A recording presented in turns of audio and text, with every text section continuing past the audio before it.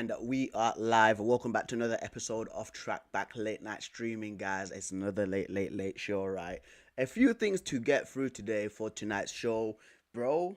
The Inter game versus Barcelona, absolute banger, instant classic right there, fam. And of course, the PSG versus Arsenal game. We're all going to be speaking about that and the news that has dropped today, pertaining to Eni Aluko quitting as a TV presenter slash pundit. Just before we get started, guys, I of course have to do the sound checks. I have to do the sound checks, guys, just to make sure that everything is up to scratch, and then we can begin with the Barcelona game, and of course a breakdown for that. So let's get it. Okay, sound checks are good. Sound checks are good, guys. So anyway, right. So the Barcelona game today, Barcelona 3, Inter Milan 3. I've already done a match shot or a match shot on this, a match reaction on this, right? Like, what a game, guys. What a game. I was not expecting like Inter, right, to even score three past Barcelona, let alone score what, like two in the first 20 minutes, which is an absolute madness, right? But Lamine Yamal, bro. Lamine Yamal, for me, like, and again, I mentioned this in my match reaction. I've seen Lionel Messi, bro, when Messi first burst onto the scene at 16, 17, 18 years old. I've seen Cristiano Ronaldo at Manchester United at 18 years old. I've seen Rooney at 16 years old, bro. I've seen Kane and Mbappe. And Lamine Yamal, bro, is up there. In terms of talent, just raw talent, bro, he's up there already, bro. That talent right there, bro, that is generational talent. That is like one of the goats. You get what I mean? Like players, dude, guys, like Lamine Yamal is doing that at 17, bro. I love Federico DeMarco, right? I think that is absolutely underrated. But today he was getting absolutely cooked by him, man. Like he had to come off. I forgot the guy's name that came in for DeMarco, right? Let me check for the defender's name that came on for DeMarco. I think it was Carlos Augusto that came on for him, right? And you could just see that DeMarco had enough of this kid, bro. We need to honestly, like, I don't want to get carried away, right, with Lamine Yamal, right, but we have to. I know there's gonna be a lot of people thinking I'm absolutely crazy, but we honestly, I think I think when because I just don't want to jinx it for him, but when he finishes playing football, right, I wonder where we're gonna put him. I wonder where is he gonna end up. Is he gonna end up on the levels of your Lionel Messi's and your Cristiano Ronaldo's, bro? Because when LeBron James was at this age, he was doing that madness as well. You get what I mean? Like it's crazy. It's crazy to bro. Like in that first half, the crosses, the passes outside of the boot, that goal he scored going through about three guys in like a little tight space to the far left corner. Unreal, right? And like the way that Barcelona played today was absolutely crazy. And like they had the majority of the ball, but also with Inter Milan, like going forward, they were so deadly that they had small, bro. Like the man, let's say how many shots on target, right? Inter Milan had compared to Barcelona. So let's look at the match stats right now, guys. So fam, Inter Milan only had 7 shots the entire game, guys. 3 on target. Barcelona had 19 shots, right? 9 on target, dude. Like Inter today was so clinical. They were so clinical, bro. And again, like I like that whole 3-5-2 formation. What in Inzaghi has into playing, bro, because when because most teams are used to playing against like a 4-4-2, a 4-3-3, a 4-2-3-1, right? They aren't used to having like five five like playing against like five players in midfield. They aren't used to that, bro. And it was the same thing that I said about the Crystal Palace and Aston Villa game on Saturday, to how like Crystal Palace absolutely frustrated Aston Villa. It's just when there's just that many bodies in midfield, you just don't know what to do as a player, bro. You get what I mean? And once again, like it's rare that like teams come up against a system like that, a back three system. It's really rare. And plus also, right, when Inter are not on the ball, it turns into like a 5-3-2. The way that Inter Milan are coached is it's insane. It's absolutely insane. So, yeah, man, I'm just waiting for that. I'm waiting, right, for that reverse second leg next week, 100%, right? But let's just jump onto X right now, guys, and see the reactions of the guys, of course, online right now. First of all, we'll see the news about Barcelona. Just get the latest fan reactions, of course. So let's go into it. Right, Barcelona. Let me show you guys Barcelona. So right, welcome back into this Christensen. Yeah, Christensen came back, by the way. Like Barcelona had a lot of injuries in this game. Had a lot of injuries, bro. So anyway, here we go. 20 goals and assists for Rafinha. Rafinha passes Lionel Messi for the most goal contributions in the Champions League season for Barcelona, which is absolutely crazy. Like Rafinha right now is on an all-timer run, fam. This is 100%. Like it's not speculation. It's none of that, right? Like this is 100% Rafinha's best ever professional season. 100%, dude.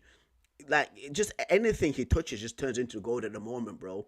Even like just for him to even think of hitting that shot for the third goal, like from how far out it was, for him to even think about that is absolutely crazy. Let's see what the comments, of course, have replied back with. This new format can't be compared with old records. This guy, mate. Premier League is high level football. That was football at its finest from Barcelona. Pedri sparked the move. Yeah, yeah, true. And he was also a dummy as well from Lamine Yamal, for Rafinha to actually score that goal, which is genuinely crazy, fam. Genuinely crazy, dude. Messi was never a star boy himself. This guy, bro. Man said Messi was never a star boy himself. You know, absolute joker, bro. Right. Let's continue. The Denzel Dumfries, he looks absolutely pissed. He looks absolutely pissed, right? But again, like for the second leg at the San Siro, I wonder what's gonna happen, bro. Because I think it's also what's his name now? It's Lautaro Martinez. That's he came off with an injury. I don't think it's a hamstring injury because he actually did move around a little bit before he actually came off. So we would have to wait and see about that. And I was also thinking as well, guys, like just during that game, I was thinking to myself, what if Robert Lewandowski was playing in this match today? What if like RL9 was playing today's game, dude? What would happen? What would happen, bro, with an experienced striker like him? You know what I mean? Uh, duh, duh, duh.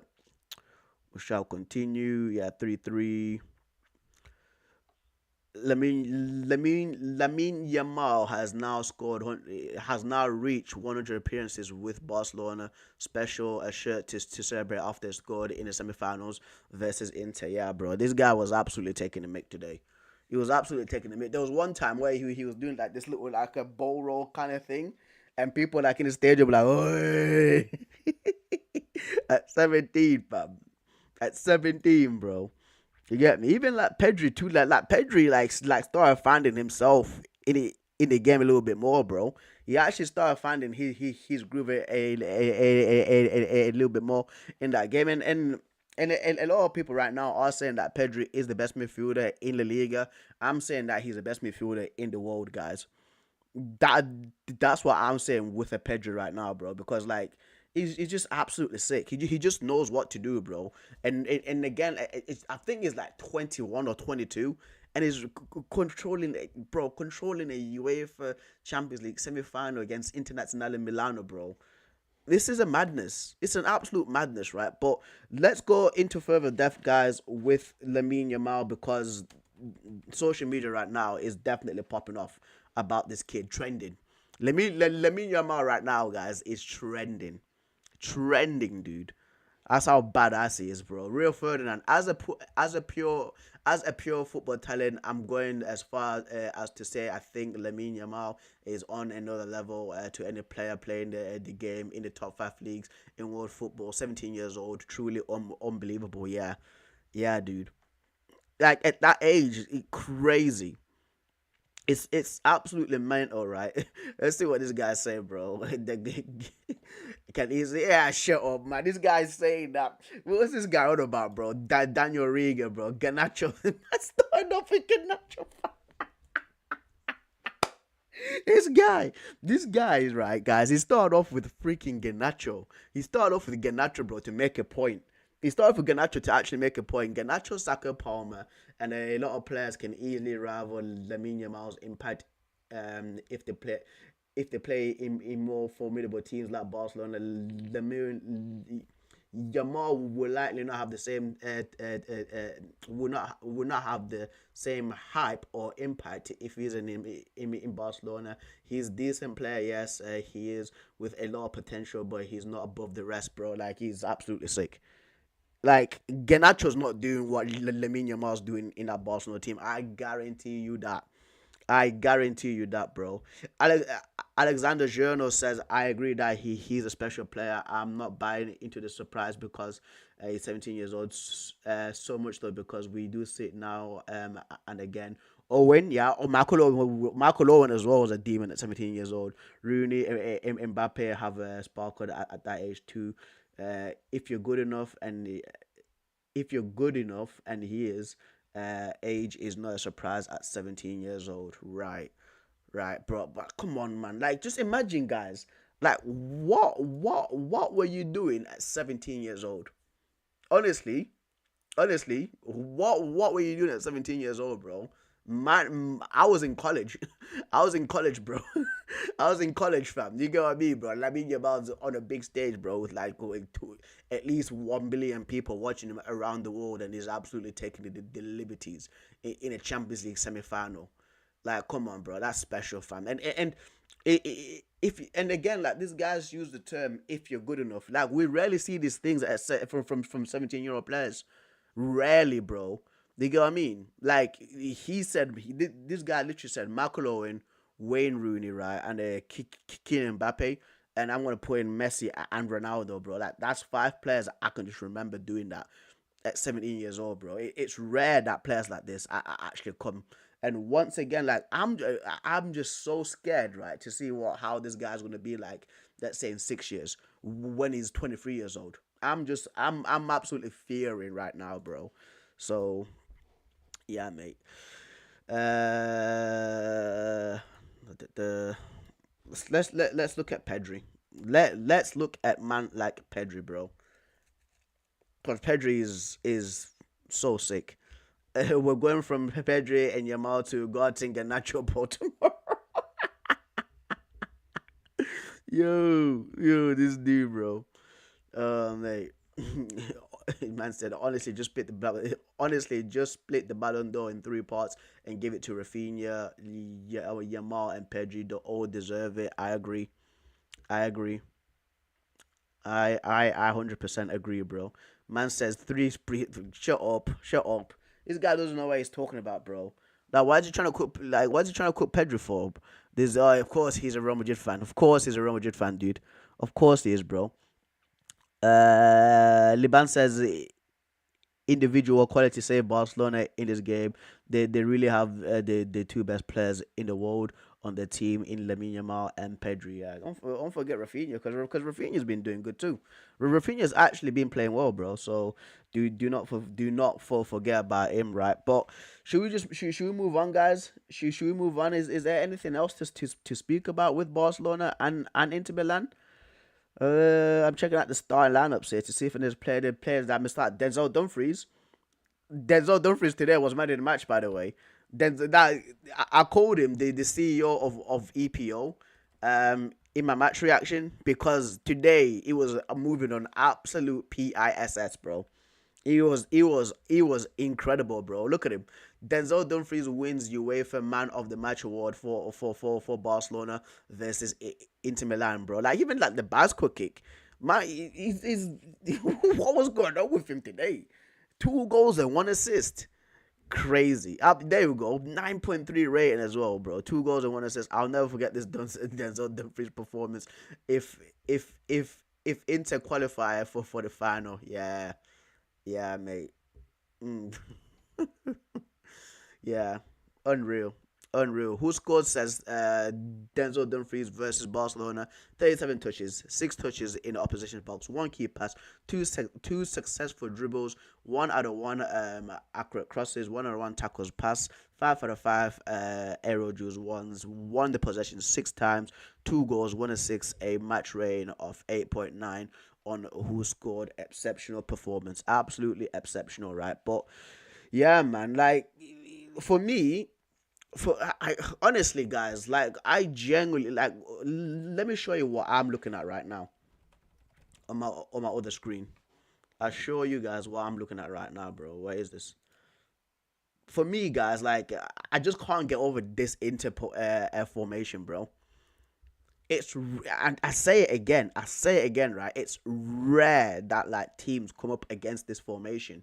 It's so rare, and this is why I genuinely want it to work for Manchester United, because if the players can get this system correctly, dude, like United can actually do some damage. Of course, if we do bring in some good players, right? Like this formation is absolutely good, because attacking wise, it turns into like a friggin' a 3-2-5. You get what I mean? So there's at least like 7 attackers, bro. And you can also play a high with it. You can do like a mid block with it, bro. It's so perfect. It's absolutely perfect, dude. And again, like with what Inter, especially Inzaghi, that is like, especially what Inter and Inzaghi have done, and the players that they've brought in. Like when you look at Federico De Marco, yes, he didn't have the best of the aims today, because he absolutely got ripped apart by a generation of talent in Lamine Yamal, right? But Federico De Marco in this system is absolutely brilliant, flying forward. Look at Denzel Dumfries today with 10 goals.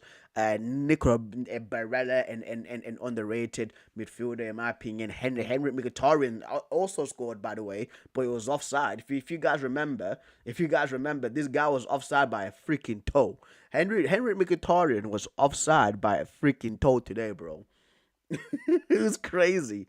It's crazy, bro. And of course, Hakan Chanlong as well, Bastoni, Acherbi, Bisek too. Like it's such a good formation. Such a good formation, such a good system. If I was a manager, I would actually try to play the system, I'll actually try to replicate it, dude. Because of course when people say, "Oh, you've got no wide players," bro, you have to you make it work, fam. You make it work, right? But anyway, guys, let's speak about the Arsenal game from yesterday, because Arsenal did of course lose versus Paris Saint-Germain 1-0. Paris Saint-Germain yesterday, bro. And again, I said it like in my match reaction, like that game went exactly how I thought it would go. Like I literally said to myself that midfield three for PSG are going to be such a massive factor for how they'll beat Arsenal as well. And I actually did predict PSG to actually beat Arsenal. I thought it was going to be 2-0 to PSG, but no, it was actually 1-0, right? And that's the thing with Arsenal. Like yesterday, they did try to press PSG very hard. They actually tried it, but PSG just know how to play through people. Again, like Vitinha, man. Vitinha is such a completely different player from what I remember at Porto and at Wolves. So different. The guy can run a game, dude. He runs matches, fam. He's the guy that makes Paris Saint Germain tick, dude. He's that like tinkerer, and then you've got Jean Neves, who's again still a refined player, still a little bit techy, but is a battler, bro, a warrior. Can win the ball back.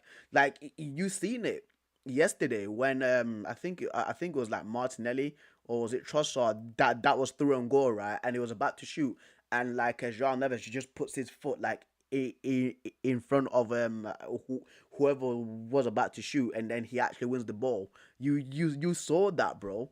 Bro, like he did it twice in that game as well. Like just so clever, so clever. Same thing with like Fabian Ruiz. The brains, what he has, the brains that this guy has, bro. Just knowing when to do a little shift and then pass the ball, or pass the ball around the corner, move into space, bro. Like they just absolutely techie players. All of them, bro. William Pacho as well, like one with some of the people that I'm not speaking about, but 19, 20 years old playing like that in a Champions League freaking semi-final. Marquinhos, Usman Dembele confusing the entire Arsenal back line yesterday. Just going, just just changing positions with Kvaratskhelia and Desiree Dewey, and then Gianluigi Donnarumma as well, bro. What's going on, Marcelo fam? What's going on, my brother? What is going on, dude? What is going on? Just doing the recap right now for the PSG versus Arsenal game, bro. Just doing a small recap, right? But Gianluigi Donnarumma, bro, like a guy who's 6'4", 6'5", should not be moving like that. But with Arsenal as well, right? Like we do have to speak about the team because I genuinely do think that they missed Thomas Partey yesterday. Like that Thomas Partey would have helped him a lot in that midfield. It was Mikel Merino that actually started in that midfield, but again, like when you take out Declan Rice and you put him in that CDM spot, like Declan Rice needs to be a number 8, a guy who's bombing up and down, bro, a box to box midfielder. That like that for me suits Declan Rice really well. Thomas Partey again is the guy that's staying behind and covering for Declan Rice. Martin Odegaard yesterday was an absolute no-show, bro. I'm good. These Champions League games were amazing. Yeah, bro, absolutely amazing. Absolutely amazing. But with Martin Odegaard, such a no-show yesterday. Absolutely disappointing. A lot of Arsenal fans are fuming with Martin Odegaard, just because he's not showing up in big games, and they're starting to say that maybe Zinedine Zidane was right in not playing him for Real Madrid. Bukayo Saka tried the best he could, but again, he's just one guy in a team of 11. Other guys do need to step up in that team. Trossard and it was Martinelli that had the best chances, but Donnarumma, bro. Like Donnarumma again. Like sometimes a goalkeepers can single handedly win you games. And yesterday, Donnarumma, fam, oh my days, bro. There was even one save as well that he did against Aston Villa, where like I think Villa was starting to get into the game. No. I think they scored two by then, and it was Marcus Rashford that cut in and tried to hit the top corner, and Donnarumma got his hand on that. It's crazy. Timber, usually Timber actually deals well, right, with wingers, but Kvaratskhelia actually had his number yesterday, in my opinion. But guys, let's do right a little bit of let's check out what fans are saying about Martin Odegaard, because he's one guy right now that's for me a massive case study, because I actually like Martin Odegaard. Like he needs to show up. He needs to show up in like big games. Yes, you can do your little through balls versus like these lesser teams like your PSVs, right? But when you need it in the massive semi-final games like yesterday, especially if you're the captain, it's not on. It's absolutely not. It's actually not on, right? So hater central, hater central, fam, hater central, bro, haters. It's central rude, bro. He says 0 goals, 0 assists, 0 shots, one out of 6 dribbles completed, two out of 8 duels won, 14 possession lost. The first player to ever captain their team and not play. This guy's mean, bro. Unfortunately, Gabriel Magalhaes was injured. I was expecting to see a good performance from him. Yeah, he got injured like 3 or 4 weeks ago, bro. I think he did his hamstring. I think it was against Fulham. I think it was against Fulham, Marcelo. I think it was against Fulham, bro. Right. Jesus, bro. Martin Odegaard's stats in Arsenal versus PSG: 17% dribbles completed, 25% duels, and one chance created, bro. And people are cooking him. Look at this, bro. People are absolutely cooking Martin Odegaard right now.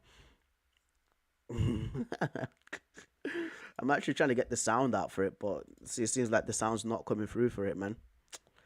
Right. Bruno Fernandes versus PSG. Yeah, dude. If you're hiding in games like this, if you're hiding, bro, in games like that, when you need it big time. Listen, and I seen Yardman the other day. Man, like Yardman yesterday was saying maybe they should play Ethan Noweri in that number 10 position. That's what Yardman was saying. It's so hard when the brain of the team is not in a good day. Yeah, I agree. I agree, bro. Like Martin Odegaard, I think aside from Saka, I think Martin Odegaard is what the second most creative player in the Arsenal team, and he's come out doing that. Madness, absolute madness. But let's check out what people are saying about Gianluigi Donnarumma.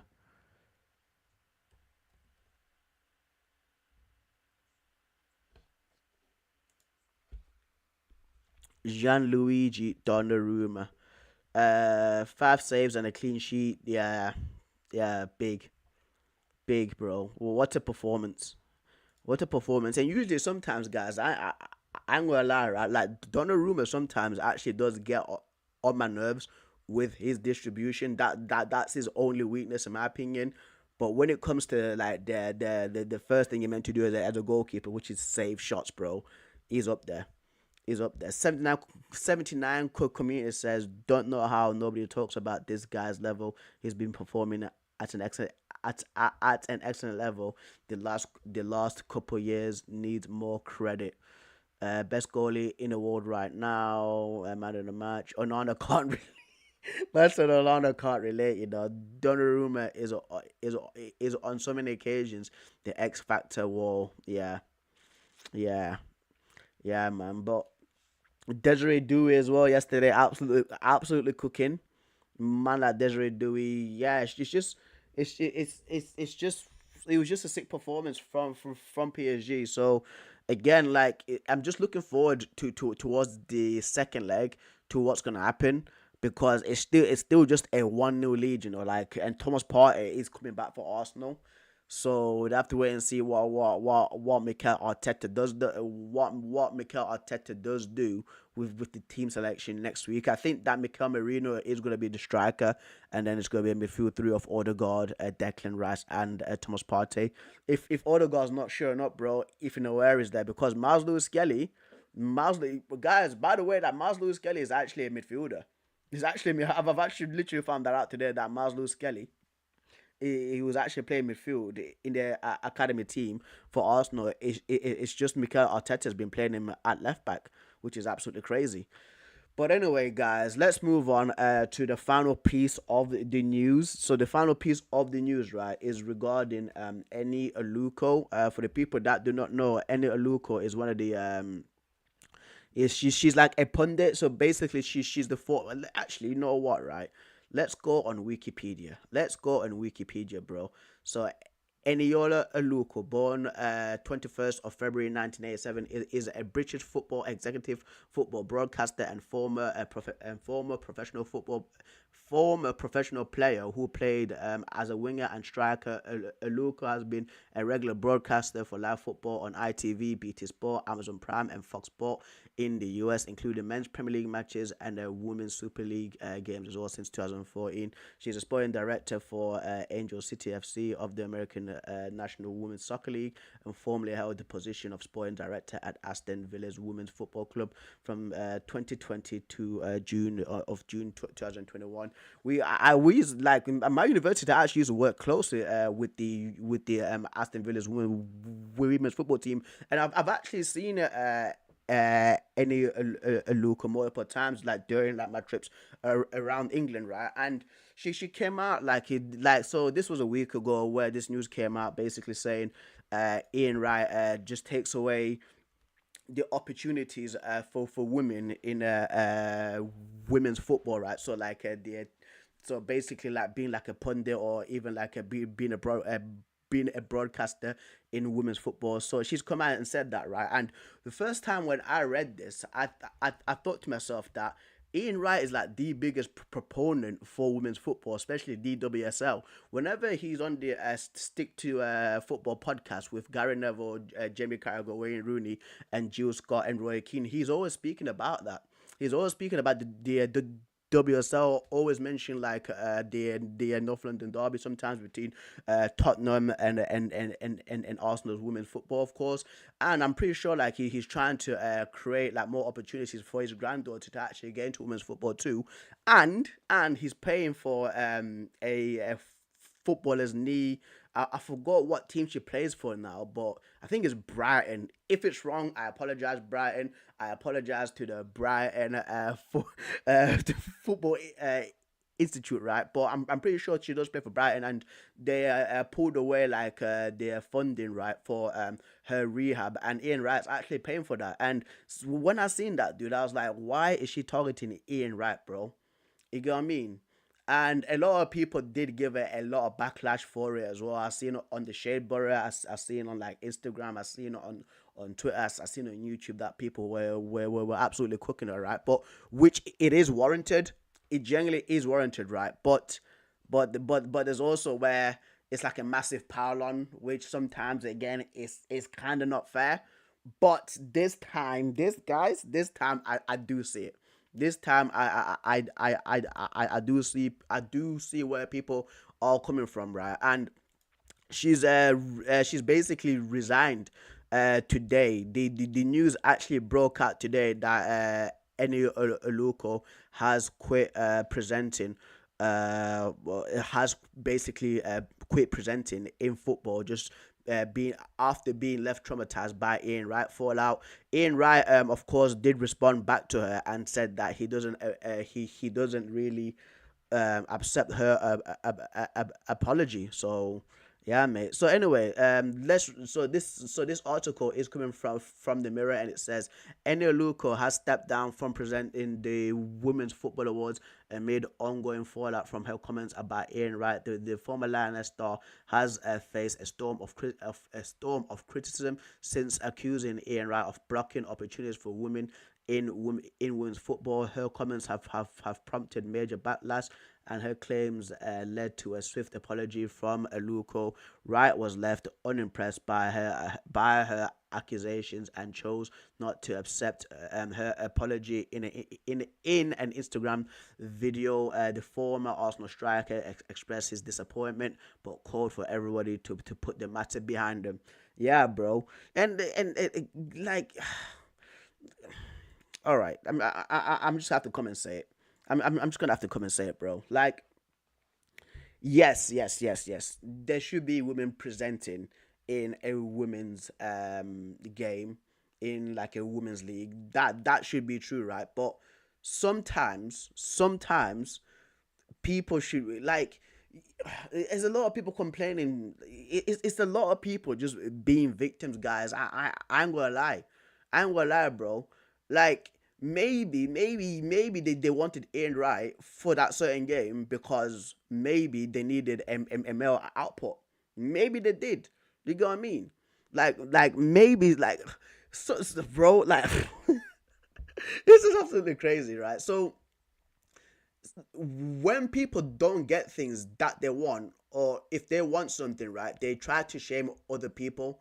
Like, let's say if person A wants a job, right, but she's a girl, and person B is a guy who's much more qualified than her for that role.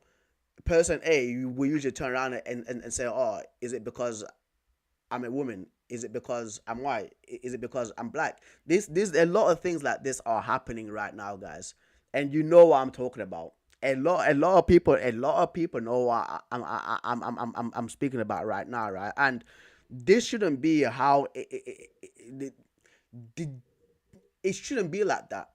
It generally shouldn't, right? Because for me, the best of the best people should be in the best roles. Like, in my opinion, I'm a guy that's been in sports my entire life, in martial arts and in football.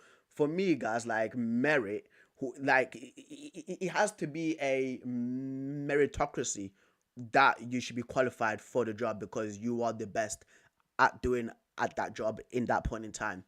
You get what I mean? Like, this whole thing, what Eli Onuka has said about Ian Wright, about him blocking opportunities for women, is absolute cap, dude. It is young and cap. And guys, when I was trying to find a thumbnail for this video, right, for her picture, there was multiple bro. There was multiple like pictures with her and Ian Wright, and she's smiling with him in like multiple different. Go Google it, in multiple different pictures, and she come out and she comes out and she says that about man like Righty, bro.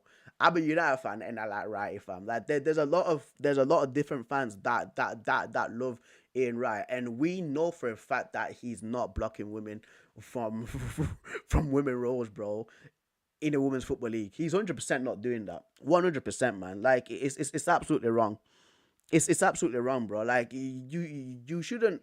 Again, like I absolutely don't like this victim mentality, guys. It's a massive victim mentality, right? Because if you don't select the best people for the job, you will get terrible results, bro. Just look what's going on like right now around the world when it's partaking into films, bro. Just anybody getting film roles, bro. Just you finish film school, you fill out this criteria for this. Here you go, but they're not basically like up to scratch or qualified to even get that role. So let's say it's like a Marvel film, right? And it's somebody who's never read a Marvel film, don't know who Iron Man is, don't know who Captain America is, right? But but Disney sees that person and say, oh, you fill that criteria, so here you go with no experience and not knowing the thing. Or would you rather have somebody who knows the Marvel characters from A to Z, bro, all the thousands of characters that Marvel had for over 70 years, who've watched every film, who's a really good writer, right? Would you rather have that person for that Marvel film or the person that doesn't know anything about that Marvel film? I'd rather have the person that knows a lot about that Marvel film extensively, dude. I'd rather have that. And it's the same thing, guys, in football, bro. It should be a meritocracy, not just because you fill out some sort of thing. Guys, I would absolutely feel bad and guilty for me if I'm chosen, right? And again, there's gonna be a lot of people that hate this, but I have to be real. I would feel bad, right, if I was chosen just because I fill out a role like, oh, we need this person for this, so we'll choose you over this person that is way better than you and much more qualified for the job. You get what I mean? Like it's this whole victim thing. We should be leaving it like in the past, bro. We should be leaving that kind of things in like 2024. That's what we should be doing, bro. But anyway, we'll have to see, mate. We'll have to see, bro. In the statement, she says the Women's Football Awards hold a special place in my heart. It was the first time of an event this scale created solely to celebrate the incredible achievement in women's football. I'm so proud to have been a part of it since the beginning. However, I've decided to take a step back from being part of it. Yeah, bro. She's literally stepped back. That's what she's done, bro. She's literally just, yeah, yeah. Oh my days. Oh my days, bro. But we shouldn't spend too much time on this because it's way too negative. Let's end it there, guys. Let's end it there because it's pretty late as well. Here it's around like 11:30. So, and I've got a few things to do as well, and a few stuff to edit too. So yeah, man. Let's end it there. But yeah, shout out to man like Marcelo for coming through to the stream today. Thank you so much, my guy.